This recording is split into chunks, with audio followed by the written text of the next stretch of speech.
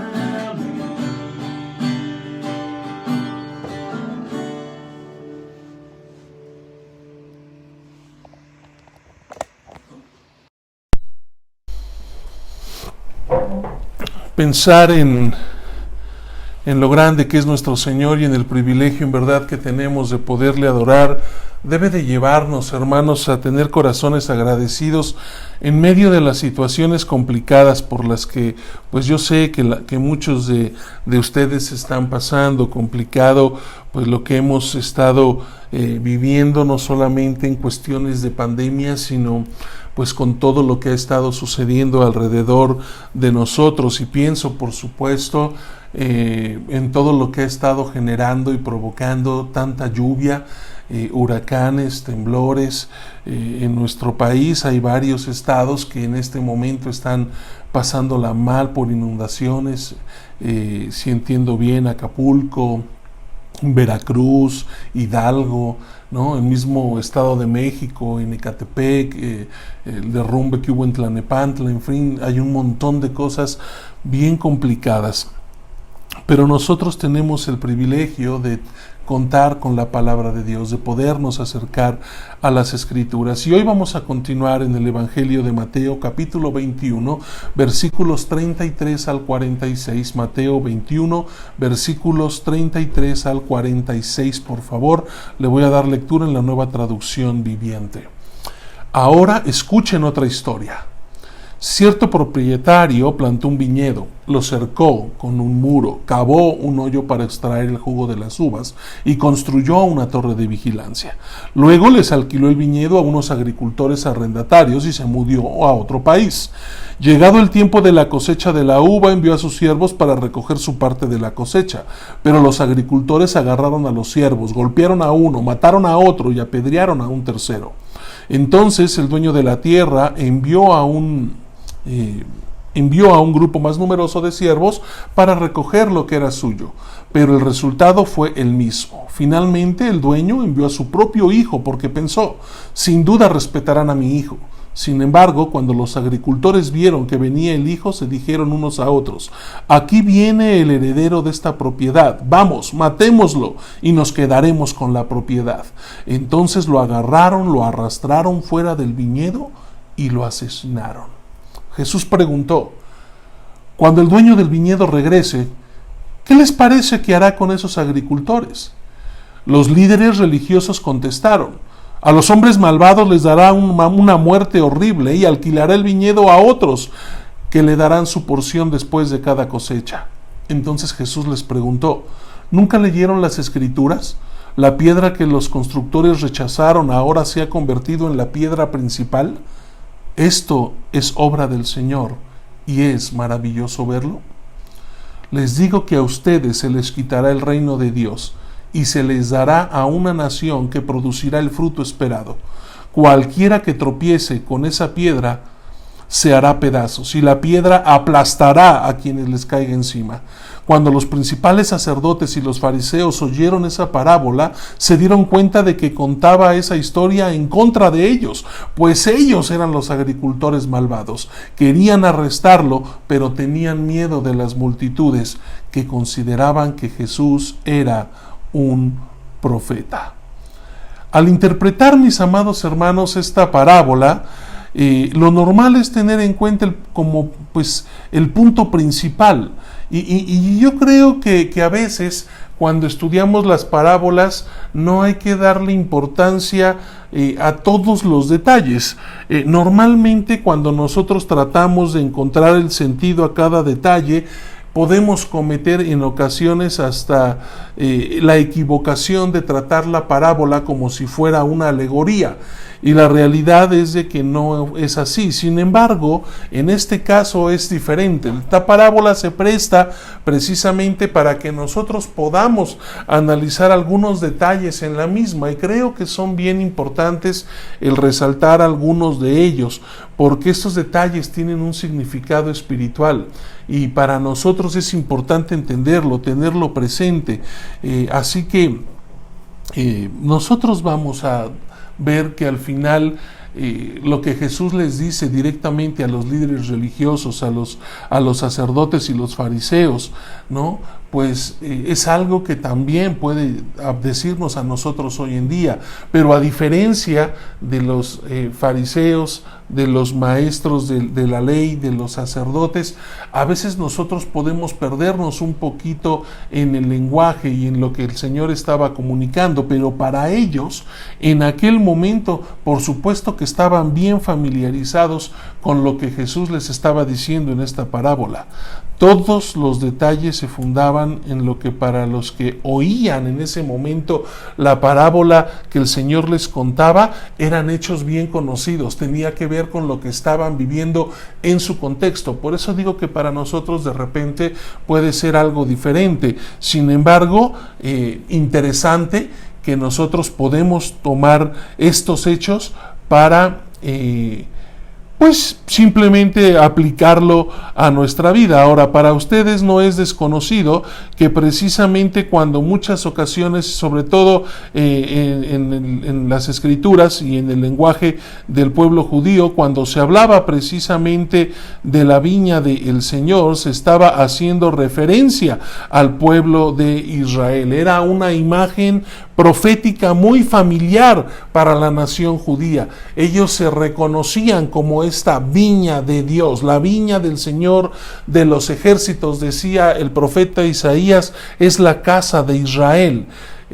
Cuando nosotros hablamos de la vid, era precisamente este fruto que producía el Señor, y cuando en algunos términos que obviamente yo no conozco mucho de manera personal, sino por lo que he pues leído o estudiado, la valla era un seto de espinos muy cerrado para que no entraran obviamente pues animales. En este caso muchas veces los judíos pensaban en propios jabalís que estropearían la viña, y también para que los ladrones no pudieran robar las uvas. Así que las viñas grandes tenían su lagar, que consistía en 2 surcos, y yo no sé cuántos han visto esta imagen, lo pueden buscar por allí de repente en internet, pero era como si fueran 2 pequeñas tinas, 2 pequeñas albercas, o como si fuesen simplemente 2 pequeños chapoteaderos. Uno era un poco más grande que el otro porque era en donde se ponían las uvas y entonces se pisaban, y tenían un pequeño surco que los unía, y ese surco era en donde pues iba saliendo e integrándose al otro lagar, ¿no?, más pequeño, donde iba cayendo el jugo propiamente de la uva. Así que estos normalmente eran construidos de roca o de ladrillos. Uno estaba, como lo digo, más largo, más alto que el otro, y conectado por este pequeño canal. Así que se pisaban las uvas en el lagar más alto, y el zumo, el jugo, pasaba al más bajo. Así que es importante tenerlo presente, porque todo esto representaba, simbolizaba, hacía una referencia precisamente al pueblo de Israel. Pero también hay otra imagen que a nosotros nos que debemos de tener presente, que para ellos, otra vez, el simple hecho de nombrarlo era algo que no necesitaba explicación, era muy conocido, y estoy hablando de la torre. La torre cumplía un doble propósito. La torre servía como atalaya de vigilancia, es decir, la torre estaba en lo alto, y obviamente desde allí se podía vigilar para que no entraran ladrones cuando las uvas ya estaban maduras, y servía también como un refugio para los propios trabajadores. Entonces, las medidas que tomó el propietario de la viña, de todo lo que hizo en cuanto a la construcción, la preparación y después la renta y demás, era algo muy normal. A nosotros nos puede sonar hasta como una historia medio inventada y que no tiene mucho sentido, como que el dueño es demasiado confiado, pero bueno, era algo que sucedía y era la forma en la que se hacían las cosas.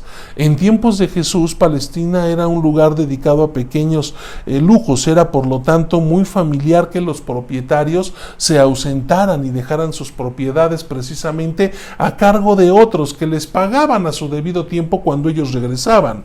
Así que la renta se podía pagar de cualquiera de 3 maneras. Una podía ser tener una cantidad fija que ya habían acordado, una cantidad de dinero o probablemente una cantidad de la cosecha, ¿no? Precisamente que ellos tuvieran de los frutos, independientemente de cómo fuera la cosecha, si había sido buena o mala, no importaba, ellos tendrían que recibir un porcentaje de esa cosecha o un tanto por ciento, ¿no? De la propia cosecha como tal.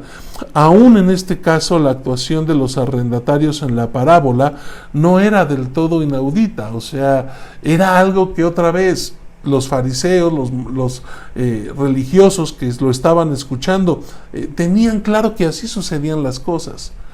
El país estaba hirviendo, lleno de problemas económicos y políticos, ¿no? Obviamente el pueblo de Israel no estaba contento con su situación política. Muchos de los obreros, según conocemos en la historia, eran rebeldes y causaban muchas veces problemas, así que no era a veces tan sencillo encontrar que esto sucediera. Sin embargo, con el tiempo atrás hacía que esto fuera algo común.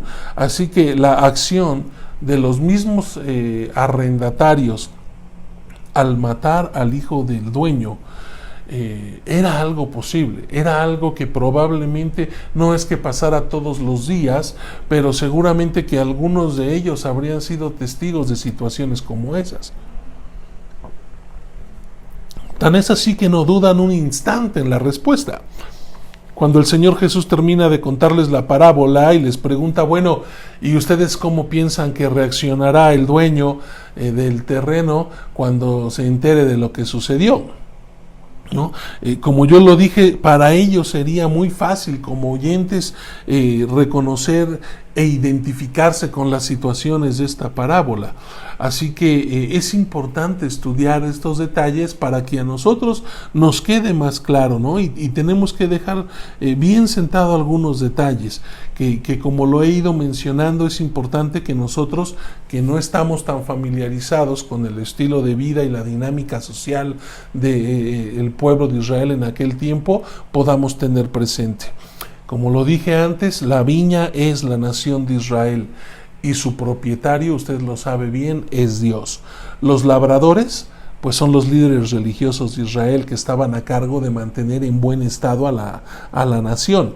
Los mensajeros que fue mandando el propietario sucesivamente, en este caso Dios, eran los profetas, ¿no? Los profetas que Dios ya había enviado y que a menudo eran rechazados e incluso en ocasiones asesinados. Aún, ¿no? Poco tiempo antes de esto, usted lo recordará bien, habían matado al mismo Juan, ¿no? Lo habían asesinado cortándole la cabeza. Y el hijo que llegó al final, pues por supuesto no era otro que el mismo Jesús. Esta por eso es una historia verosímil, porque Jesús se presenta a sí mismo, ¿no? Precisamente como este hijo. Él está presentando al mismo tiempo, digámoslo así, su destino por lo que él había venido a Jerusalén, pero al mismo tiempo está también expresando la condenación del pueblo de Israel. Así que esta parábola tiene mucho que decirnos y tiene mucho que decirnos por lo menos en tres direcciones, y espero poder terminar estas tres direcciones el día de hoy, aunque quizá me alargue un poquito, pero espero no hacerlo. Primeramente tiene mucho que decirnos acerca de Dios. Mucho que decirnos acerca de Dios. Lo primero que yo veo es que Dios confía, hermanos, en los hombres. Dios confía en nosotros. Miren, el propietario de la viña se la confió a los labradores, ¿no? Y no los estuvo vigilando en todo momento. No estuvo todo el tiempo atrás de ellos, viendo qué es todo lo que hacían y de qué manera lo hacían. Él se las dejó y se marchó del país, los dejó a cargo de sus tierras, con una tarea. Cuando yo leo eso, hermano, entiendo que Dios nos concede como seres humanos y a nosotros como sus hijos, ¿no? Pues todo lo que sea necesario hacer para que el reino siga creciendo. Lo que nosotros llamamos la gran comisión no es otra cosa más que la tarea que el Señor nos encomendó. Y la tarea es hacer discípulos. Yo lo he repetido muchas veces. Por supuesto que el Señor quiere que nosotros prediquemos el Evangelio de Cristo. Pero cuando nosotros predicamos el Evangelio de Cristo, a veces es lo único a lo que nos enfocamos y lo que nos interesa es que la gente haga una decisión, tenga un encuentro personal con Jesús. Claro que esto es muy importante, claro que esto es necesario. Sin embargo, a veces ahí nos quedamos. Predicamos, compartimos a la gente, le predicamos el Evangelio y cuando aceptan o dicen aceptar a Cristo, ahí nosotros nos damos por servidos. Nos quedamos ahí cuando lo que la Biblia nos dice es que tenemos que hacer discípulos. Esto realmente comienza cuando nosotros compartimos y la gente abre su corazón a Dios para ser transformada, para nacer de nuevo. Así que nosotros debemos de tener en cuenta la profunda confianza que Dios nos tiene. Ha puesto en nuestros labios, en nuestras manos, el mensaje más poderoso que cualquier ser humano puede tener. Cualquier tarea, hermano, en la cual nosotros nos ocupemos, nos ha sido encomendada y confiada por Dios. Por eso no es poca cosa. Y en la iglesia es igual. Todo lo que nosotros hagamos para servir al Señor es ministerio, hermano. A veces yo insisto, le damos más valor a la organización que a lo que realmente es importante. Ay, es que a todo queremos llamarle ministerio o que se nos dé el título de ministro. Hermano, todo lo que hagamos para el Señor es ministrar, es servir, todo. Todo lo que hagamos para bendecir y edificar a otros es ministerio, aunque no tenga un nombre, aunque no tenga un reconocimiento. Y todo esto nos habla de la confianza que Dios tiene en nosotros, pero también nos habla de la paciencia de Dios. Miren, el propietario mandó un mensajero, y luego otros, y luego a su propio hijo. Él no se presentó repentinamente para vengarse cuando el primer mensajero fue maltratado y otros muertos, no. Les dio a estos agricultores la oportunidad de arrepentirse y oportunidad tras oportunidad para que ellos respondieran correctamente a lo que tenían que hacer. Cuando yo leo eso me queda claro que Dios es muy paciente, hermano, con nosotros. Muy paciente. Dios es muy paciente con el pecador, con sus pecados, porque el Señor quiere darle oportunidad a todos para que nos arrepintamos, para no ser condenados. El Señor es paciente, nos tiene demasiada paciencia. Si no fuera paciente, hermano, no sé qué sería de nosotros. Pero también esta parábola no solamente nos habla que el Señor confió en los hombres, que nos tiene paciencia, también habla del juicio de Dios. Porque finalmente el propietario de la viña se la quitó a los agricultores y se las entregó a otros. El juicio severo de Dios tiene lugar cuando les quita la tarea. Hermano, una de las formas en las que Dios puede simplemente manifestar que no está contento con lo que estamos haciendo es retirándonos de la responsabilidad que nos había confiado, quitándonos la tarea que nos había dado.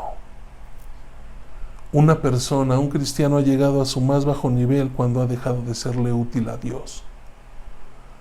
Y esto, hermano, de verdad tendría que sacudirnos a muchos. Porque cuando no estamos haciendo lo que Dios nos manda, nosotros nos estamos poniendo en el riesgo de que el Señor nos arrebate lo que ha puesto en nuestras manos, porque no estamos dando fruto. El Señor quiere que hagamos las cosas, pero quiere que las hagamos bien, hermano. Eso es lo que yo entiendo en esta parábola. Pero yo decía que nos habla no solamente en este caso de Dios, también tiene mucho que decirnos acerca de las personas. Porque nos habla del privilegio que nosotros tenemos como seres humanos. Miren, la viña estaba perfectamente equipada. Cuando leo yo el texto me doy cuenta que tenía una cerca, que tenía un lagar, que tenía una torre. Todas estas cosas facilitarían el trabajo, la tarea de los agricultores.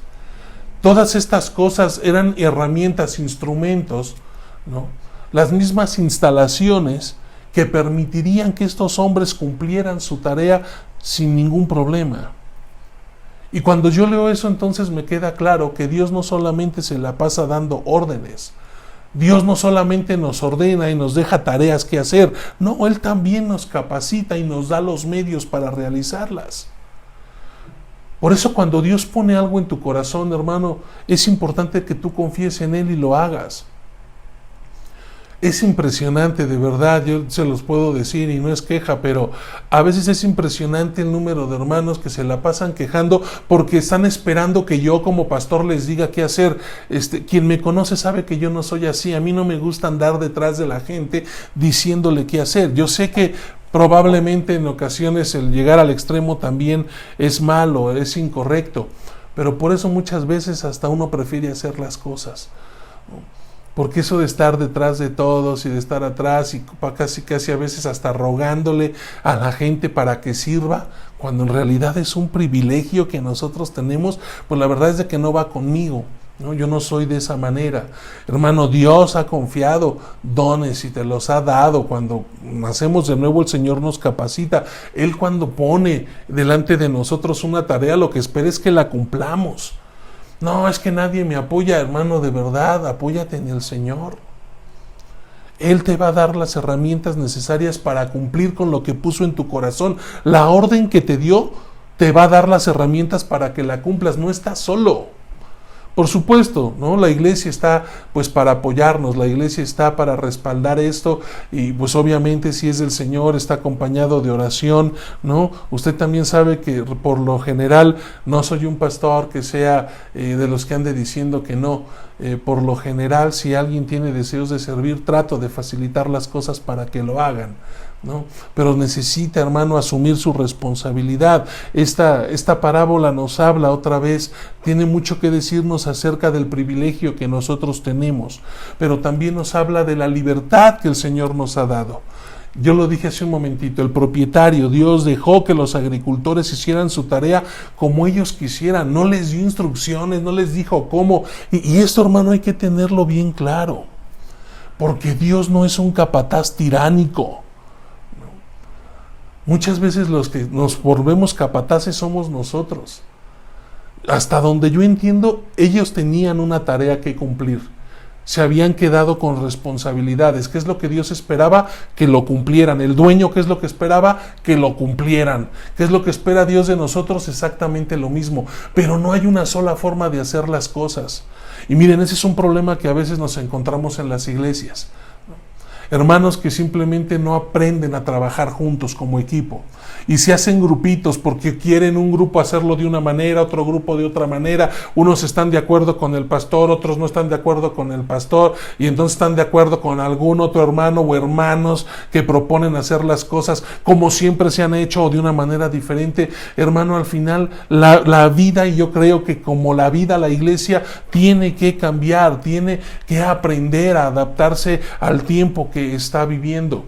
Hay cosas que siguen dando resultados, pero hay muchas otras que ya no dan el mismo resultado. ¿Por qué? Porque las cosas han cambiado. No podemos seguir haciendo las cosas de la misma manera que las hacíamos en los años 80 o 90, porque el mundo ha cambiado. Y muchas de estas cosas han cambiado, algunos dirán para mal, pero otras para bien.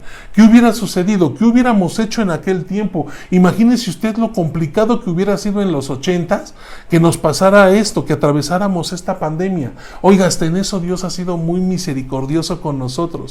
No nos podemos congregar, hemos tratado de ser responsables y sabios para no exponer a nadie ni arriesgarnos a contagios masivos al congregarnos presencialmente, pero por los medios que tenemos digitales de comunicación hoy en día, pues podemos tener espacios como este en donde podemos sentirnos un poquito más cerca, en comunión, mandarnos mensajes, estar al pendiente. Hermano, son facilidades que tenemos hoy. Si hubiera pasado otra vez en la década de los 80s, ¿qué hubiéramos hecho? Si no nos hubiéramos podido ver y además no tuviéramos nada de esto. Dios, hermano, siempre provee, pero nos va a dar la libertad para que nosotros empleemos también las capacidades con las que Él nos ha dotado. Insisto, no es un tirano, es más como un comandante sabio que asigna sus servicios a sus hombres y Él confía que nosotros los cumplamos. Así que hay que ser diligentes, pero tenemos que tomar en cuenta la libertad que el Señor nos ha dado. Y yo insisto, hermano, es increíble cómo Dios nos puede dar libertad, pero a veces nosotros mismos no queremos darle libertad a otras personas, a otros hermanos. Nosotros nos ponemos en un plan más delicadito y más especial que Dios mismo. Tenemos que analizar cómo estamos haciendo las cosas. Pero también esta parábola habla de la responsabilidad que cada uno de nosotros tiene. A todas las personas les va a llegar el día, a cada uno de nosotros, escúcheme bien, no nada más a mí, a mí Dios me va a pedir cuentas de lo que estoy haciendo, y sí creo que mi responsabilidad es probablemente mayor. A mí Dios no me va a pedir solo cuentas de lo que hice conmigo o incluso con mi esposa o mi familia, sino con la iglesia. Pero a cada uno de ustedes Dios les va a pedir cuentas de lo que depositó en sus manos e hicieron o dejaron de hacer. Y esto habla de la responsabilidad que tenemos delante de Él. Nosotros tenemos que responder de la manera en que hemos llevado a cabo la tarea que Él nos ha asignado, cómo hemos utilizado los recursos que el Señor mismo nos dio, nos confió. Así que esta historia nos habla de nuestra responsabilidad, pero también, hermanos, nos habla del pecado que existe en nosotros. Los labradores llevaron a cabo una tarea, pues hasta diríamos nosotros, un plan táctico, ¿no? Con todo lo que estaban haciendo. No hicieron las cosas por tontos ni por ignorantes. No, fueron aprovechados, quisieron pasarse de listos, aprovecharse, agandallarse de la confianza que el dueño les había dado. Por eso se rebelaron y desobedecieron al amo. Cuando yo leo esto, hermano, me queda claro que el pecado es la voluntaria oposición a la voluntad de Dios. Cuando alguien peca, lo hace sabiendo que está pecando. Nosotros sabemos cuando pecamos, hermanos. No podemos responder a veces como responden los niños, ¿no? ¿Por qué hiciste esto? No sé. Claro que sabemos, y el día que Dios nos cuestione y nos ponga delante de Él y nos diga, ¿por qué hiciste aquello? No va a ser una respuesta en verdad viable, el no sé. No sé qué pasó, solo lo hice. Perdón, pero esto no funciona así. Esto no funciona así. Nosotros ya sabemos cuál es el camino que el Señor quiere en el cual andemos. Si nosotros tomamos la decisión de ir por otro, eso ya es cuestión nuestra, no es que no lo sepamos, es que así lo decidimos. Y eso habla muchas veces otra vez de la dureza de nuestro corazón. Qué triste saber que la gente sepa. Hay cuánta gente en la iglesia que sabe mucho, pero vive poco. Más nos valiera, dice el Señor, no haber sabido que sabiendo ignoremos lo que Él quiere para nuestras vidas. ¿Se da cuenta cómo esta parábola tiene mucho que decirnos acerca de Dios, mucho que decirnos acerca de nosotros como humanos, pero también mucho que decirnos acerca de Jesús? Este pasaje nos habla acerca de quién es Jesús. Él nos muestra con total claridad a Jesús colocándose por encima de todos, de esa sucesión de profetas. ¿Se acuerda cómo el amo mandó mensajeros? Bueno, los que habían venido antes que él, y estoy hablando de los profetas, eran simples mensajeros de Dios. No se les podía, hermano, escúcheme bien, negar ese honor. Claro que fueron hombres especiales, obedientes, importantes en la historia, dignos de reconocimiento, de respeto por nosotros, pero no dejaban de ser siervos. Jesús era el Hijo. Él es el Hijo de Dios. Y esta parábola contiene una de las más claras presentaciones que Jesús hizo de ser el Hijo de Dios, de ser diferente hasta de los más grandes que le habían precedido. No hay ningún profeta que se pueda comparar con Jesús. Y esta parábola nos lo deja saber. Pero también nos habla de su sacrificio. ¿Por qué digo esto? Porque Jesús sabía, hermano, lo que le esperaba. En la parábola las manos de los malvados mataron al Hijo. Jesús no tuvo nunca la menor duda acerca de lo que a él le esperaba en Jerusalén. Y aún así fue. Él no murió porque lo agarraron desprevenido o porque no tenía remedio. No. Él fue a la muerte de manera voluntaria. Decidió morir para perdón de nuestros pecados. Él decidió ir a la cruz de forma voluntaria. Eso nos habla de su amor y de su sacrificio. Se da cuenta, hermano, qué bella parábola, qué tremendo pasaje, y el Señor se lo está diciendo a los líderes religiosos. Recuerden que ellos estaban queriendo socavar su autoridad. Y es Jesús el que a través precisamente de esta parábola les está nuevamente poniendo las cosas en orden. Qué importante es que nosotros podamos prestar atención a lo que el Señor nos dice. No ignore, hermano, lo que la palabra de Dios nos dice día con día. El día de mañana nosotros vamos a continuar con el resto del pasaje para concluir precisamente esta parábola. Y vamos a hablar, mis amados hermanos, un poquito de un simbolismo que es bien importante, que nos hizo falta hablar hoy, que es el simbolismo de la piedra. Así que téngalo presente, piense en ello. Y si el Señor lo permite, pues continuamos precisamente reflexionando en esto el día de mañana. Pero hoy, ¿por qué no cantamos de gloria en gloria? Y este canto creo que es oportuno en este momento, precisamente para tener más que presente que nosotros tenemos que esforzarnos, mis hermanos, para parecernos a Cristo, para ser como Él, con el ejemplo que Él nos ha dado. Nosotros tenemos que cumplir de manera voluntaria, de manera responsable, con todo lo que el Señor ha confiado, ha puesto en nuestras manos. Así que vamos a cantar juntos este coro que lleva por título De Gloria en Gloria.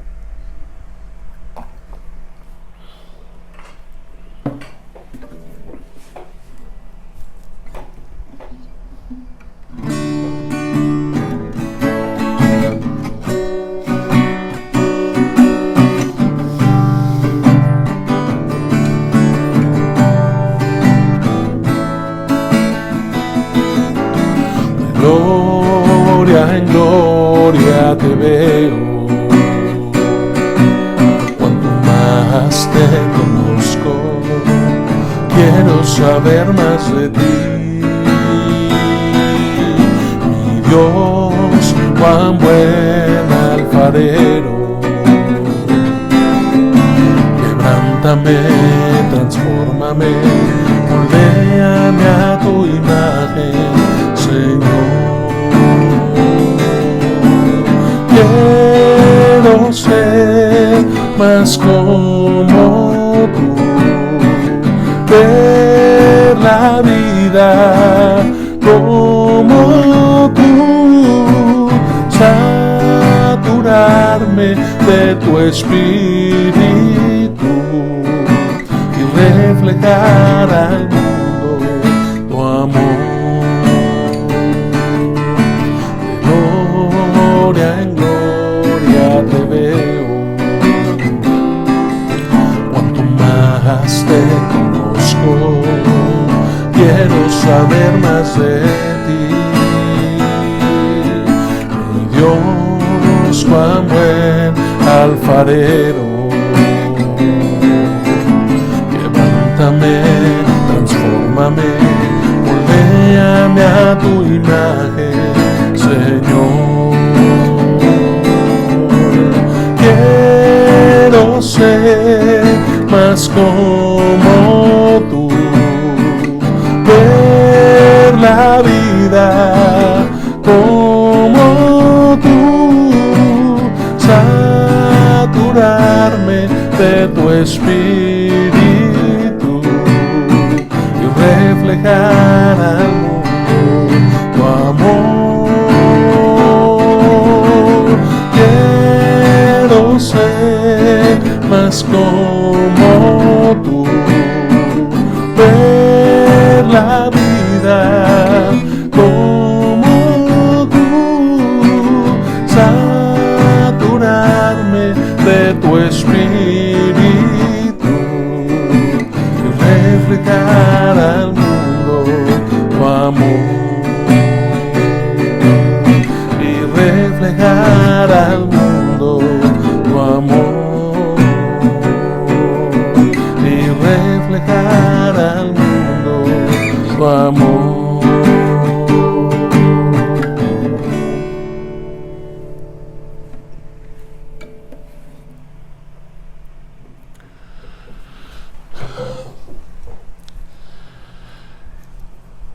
parte de pues hacer esto, reflejar precisamente pues el señorío de Dios en nuestras vidas, el entender la responsabilidad que tenemos delante de Él. Creo que es poder estar atento a las peticiones, a las necesidades que pues algunos de nuestros hermanos nos han confiado. No es poca cosa, hermanos, no es menor la responsabilidad. Y hoy no quiero mencionar todas, pero sí quiero pues actualizar algunas de las peticiones por las cuales hemos estado orando y pues compartir probablemente alguna pues nueva petición. Y bueno, pues ustedes lo saben, la mayoría sabe, pertenece y está en el perdón, en el grupo de oración de la iglesia. Perdón, mis hermanos. Y pues saben que nos compartió nuestra hermana Nadia Eva que pues la audiencia que estaban esperando tener el viernes al mediodía se retrasó. Al parecer alguien tuvo un contagio de COVID y todo tuvo que ser pospuesto, y pues ahora están esperando, hermanos, pues una fecha nueva para una audiencia. Así que por favor no deje de orar por esta situación, es muy complicada. No deje de interceder, de pedirle a Dios que obre. Esto no fue casualidad, que alguien se enfermara, no es casualidad que retrasaran, mis hermanos, pues esta audiencia. Yo creo que Él tiene el control, que Él tiene un propósito, así que estemos orando, por favor. Les pido que sigan orando mucho por Norman, por Salvador, por Christopher, que ellos puedan estar tranquilos, que esto sirva para que también puedan acercarse más a Dios, y pues que el resto de la familia pueda estar tranquila y dependiendo del Señor a través de las oraciones. Así que no dejemos de orar, por favor, por ello. También recibí la noticia hoy por la mañana. Hemos estado orando por el pastor Otoniel, pastor allá en Kentucky, pastor cubano. Hoy me compartieron que el hermano ya está en la presencia de nuestro Señor. Oremos por la familia del pastor, oremos por la iglesia a la que el Señor le permitía servir, que yo entiendo que no era una sola iglesia, hermanos, estaba sirviendo en diferentes lugares. Allá es común el hacerlo de esta forma, y pues suplico que estemos orando. Gracias por sus oraciones. Creemos que pues al final, ¿no?, el Señor pues nos respondió y Él ya no está sufriendo más, ya no está padeciendo esa enfermedad tan terrible.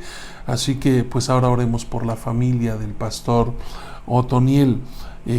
También hoy, precisamente hace un momentito por la tarde, mi hermana Gaby García, hija del hermano Pablo García, pastor de la Primera Iglesia Bautista de Azcapotzalco, me compartía y pues me invitaba a orar, a interceder también por mi hermana Betty Saucedo. La hermana Betty es una preciosa mujer de la cual tengo recuerdos increíbles cuando era pues joven, ¿no?, adolescente. Ella y su esposo, por lo menos con un servidor, siempre fueron muy amorosos. El hermano Santos Jacobo, la hermana Betty, yo puedo, hermanos, platicarles cosas maravillosas de ese matrimonio, testimonio fiel del amor, de la fidelidad de Dios, de la provisión de Dios. Es increíble el testimonio que ellos pueden darnos. El hermano Santos ya está obviamente en la presencia de Dios, y mi hermana Betty se contagió de COVID. Si yo entiendo bien, mi hermana me compartía que ya tenía pues algún tiempo viviendo con su hija en Minatitlán, pero tuvo que venir por arreglar algunas situaciones de papeles legales, y al parecer aquí se contagió, hermanos. Así que es una hermana que pues ya pues tiene cierta edad y se pueden complicar con algunas cosas. Les suplico que esté orando por mi hermana Betty Saucedo. Se las pongo en sus manos, y les pido que de verdad estemos orando mucho por ella, que Dios obre y permita que su cuerpo se recupere. Así que pues no dejen de orar, no deje de orar por la familia de mi hermana Yasmín. Recuerde que Chepes pues fue también llamado a la presencia del Señor, así que estemos orando mucho por la familia. y pues creo que son las peticiones más actuales, las cosas más cercanas que tenemos. Por supuesto, seguimos orando por nuestra hermana Brenda y la petición que nos hacía, que no es poca cosa ni deja de ser de mucho valor el que estemos orando por su sobrino también, por Cristian, para que el Señor obre en este pequeñito. Estemos orando también por su hermana, por su papá, por su mamá, por la situación económica, por el trabajo, que pues con todo esto de la pandemia para ellos ha sido complicado, por las decisiones que nuestra propia hermana Brenda tiene que tomar. Estemos orando mucho por ella, por sus hijas, por Dafne, por Astrid, que Dios les bendiga y a ella le dé sabiduría pues para tomar decisiones, y también que Dios abra puertas y provea todo lo que necesiten. Así que no dejemos de orar, hermanos, estemos orando, estemos intercediendo unos por otros. Sabe que hay muchas peticiones más, hoy abusé un poco ya de su tiempo, así que no quiero extenderme más, pero estemos orando por estas peticiones y por las que hemos estado orando desde tiempo atrás. Así que incline su rostro, cierre sus ojos, aproveche para orar en este momento con su familia o con quien esté ahí a un lado por estas peticiones. Vamos a orar juntos. Padre, en esta noche quiero poner en tus manos estas necesidades, buen Dios, que tú has escuchado. Padre, gracias por las respuestas que hemos tenido de ti. Quizá para muchos no son las respuestas a veces que deseamos o esperábamos, pero sabemos, mi Dios, sabemos que tu voluntad es perfecta, y ahora suplicamos que tú nos ayudes, Padre, a entenderla y que nos ayudes a enfrentarla, y que, Padre, tú seas fortaleciendo el corazón de aquellos que están pasando momentos adversos, ya sea que tienen alguna enfermedad, ya sea que tienen algún pariente enfermo, ya sea que estén enfrentando, Señor, la muerte de algún ser amado. Mi Dios, tú tienes, Padre, tú tienes un plan perfecto. Tu voluntad siempre es buena, es agradable, es perfecta para nosotros. Ayúdanos, Señor, a confiar en ti y a saber, Padre, que tú tienes algo bueno para cada uno de nosotros, aún en medio de las circunstancias adversas. Permite que seamos sensibles, que seamos en verdad, que tengamos la confianza suficiente para saber que todo está en tus manos, bajo tu control. Bendice, Señor, a tu iglesia, fortalece el corazón de mis hermanos. Sé en todas y cada una de las necesidades por las cuales oramos. Tú las conoces, Señor, porque hemos estado pidiéndote por ellas. Los ponemos a todos en el hueco de tu mano y suplicamos que sigas obrando con poder. Te lo pedimos, buen Dios, en el nombre poderoso de Jesucristo nuestro Señor. Amén. Pues déjeme ya por último el poder pues darle las gracias y reconocer pues a los hermanos que nos acompañan y que han estado a lo largo de esta reflexión pues presentes, y pues siempre es bueno y de verdad me gusta reconocerles, porque yo sé que pudieran estar haciendo mil otras cosas, hermanos, y agradezco mucho que se den el tiempo para poder estar juntos acá. Saludo con gusto a mi hermana Marta Elba, Dios le bendiga, hermana, gracias por estar presente.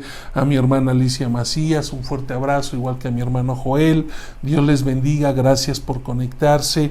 Mi hermana Lilia también, como siempre, presente, un fuerte abrazo para usted, hermana, Dios la bendiga mucho. Mi hermano Jesús Muñoz, mi hermana Ángela, gracias por estar presentes, un fuerte abrazo, Dios les bendiga, siguen en nuestras oraciones. Gracias también a mi hermana Irma Romero, por allí presente, Dios le bendiga, hermana, saludos a Eli, a todos ahí en casa, al buen René, por favor, nuestra hermana Pati de Lucio también por acá presente, un fuerte abrazo, Pati, Dios te bendiga a ti, espero que todavía Omar esté por ahí en casa, Dios les bendiga a ambos, un fuerte abrazo, que Dios sea con ustedes, gracias por acompañarnos. Mi hermana Judith también presente, mi hermana Margarita también saludando a todos, Dios le bendiga, gracias por estar conectada. Saludos también a nuestra hermana Nadia, nuestra hermana Araceli también presente junto con el hermano Reyes, un fuerte abrazo, Dios les bendiga mucho, gracias por acompañarnos. acompañarnos. El buen Esteban Carrillo, Dios te bendiga, varón, qué gusto saludarte, hijo, que Dios te guarde. Nuestro hermano Juan Villanueva, nuestra hermana Jovita también presente. Judith Sánchez, un fuerte abrazo, hermana, Dios le bendiga mucho. Nuestra hermana Fer Santiago, el buen Armando, Dios te bendiga, varón, un abrazote, gracias por estar presente. Nuestro hermano Ludín Morales también por acá presente. Nuestra hermana Francia, mi madre por allí también conectada, gracias por estar acompañándonos. Saludo a mi hermana Irisol de Sul también, que está acompañándonos. Alfonso Sánchez, mi prima por allí, Vero, también presente. Dios te bendiga, Vero, un fuerte abrazo a todos. Un abrazo por ahí también a Juan, ¿no?, con este negocio que entiendo que acaban de emprender. Que Dios los bendiga y pues multiplique los esfuerzos. Saludos a Francia Escobar también, Dios te bendiga, Francia, qué gusto saludarte. Nuestra hermana Itzel García, Dios te bendiga, gracias por estar aquí, un fuerte abrazo para ti y tus hijos. Saludo con gusto también a Paula Escobar, a nuestra hermana Sujei, a la hermana Reina, gracias por estar acá. Por ahí también mi prima presente, la familia Campos, Dios les bendiga, un abrazote a todos por allá en casa, también a la tía Chuy y todos por allá en casa, un fuerte abrazo, gracias por acompañarnos. ¿Quién más me falta mencionar? Mi hermana Margarita Santiago, gracias por estar acá. Ana Linda Contreras, el buen Aarón, un fuerte abrazo, Dios les bendiga mucho.